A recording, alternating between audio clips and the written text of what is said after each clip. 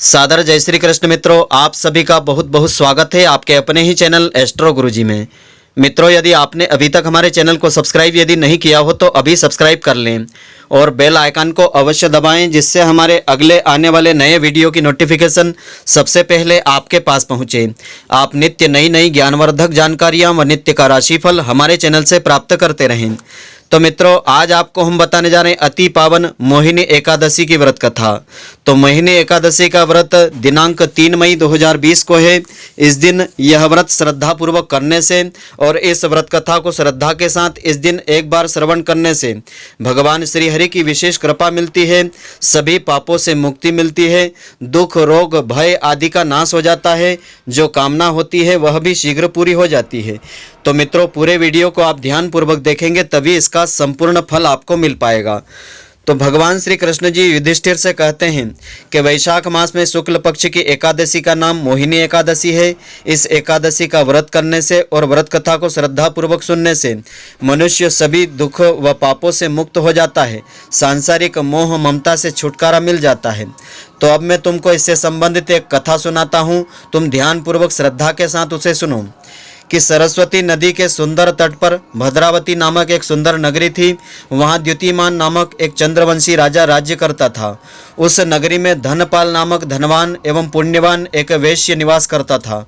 वह वैश्य अत्यंत धर्मात्मा और भगवान विष्णु का भक्त था।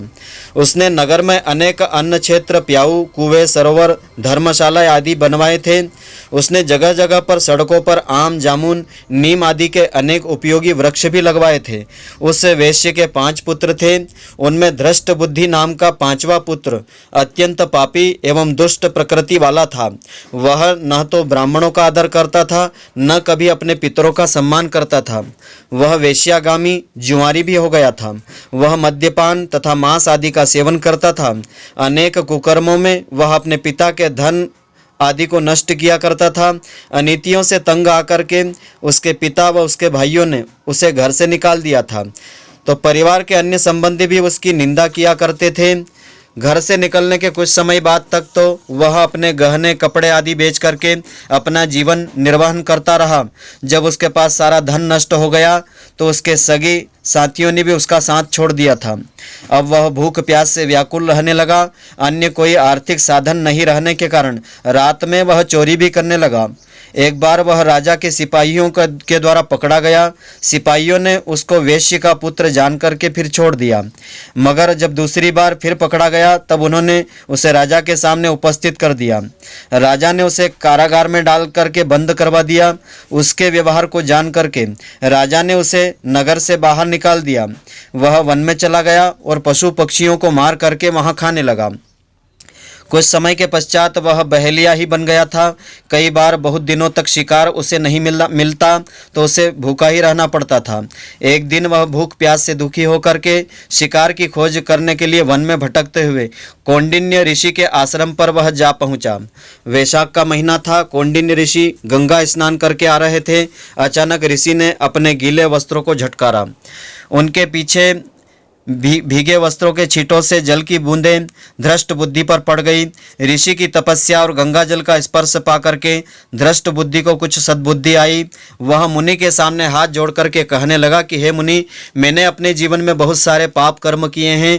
आप उन पापों से मुक्ति होने का कोई ऐसा साधारण उपाय बतला दीजिए जिसमें अधिक श्रम व धन खर्च नहीं करना पड़े, क्योंकि मेरे पास धन नहीं है। ऋषि ने कहा कि वैशाख शुक्ल पक्ष में मोहिनी एकादशी का व्रत तुम श्रद्धापूर्वक करो, इससे तुम्हारे सारे पाप नष्ट हो जाएंगे। मुनि के वचनों को सुनकर के वह अत्यंत प्रसन्न हुआ और उनके द्वारा बताई गई विधि के अनुसार उसने मोहिनी एकादशी का व्रत किया।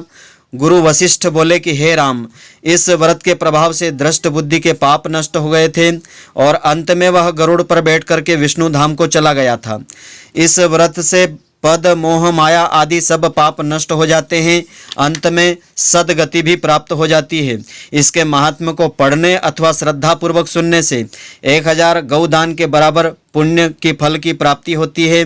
संत कृपा प्राप्त होने पर तो कठिन कार्य भी सरल हो जाते हैं। तो इस दिन श्रद्धा पूर्वक इस व्रत कथा को सुनने वाला महान पुण्य का भागी हो जाता है। पुराणों में यह कथा वर्णित है। इस दिन का फलाहार इस प्रकार से है। इस दिन गौमूत्र का आचमन करके सागार के रूप में लेना चाहिए। इस व्रत में दूध और दूध से बनी मिठाई आदि पदार्थ लिए जा सकते हैं। तो मित्रों, आशा करता हूं कि आपको हमारी यह ज्ञानवर्धक जानकारी पसंद आई होगी।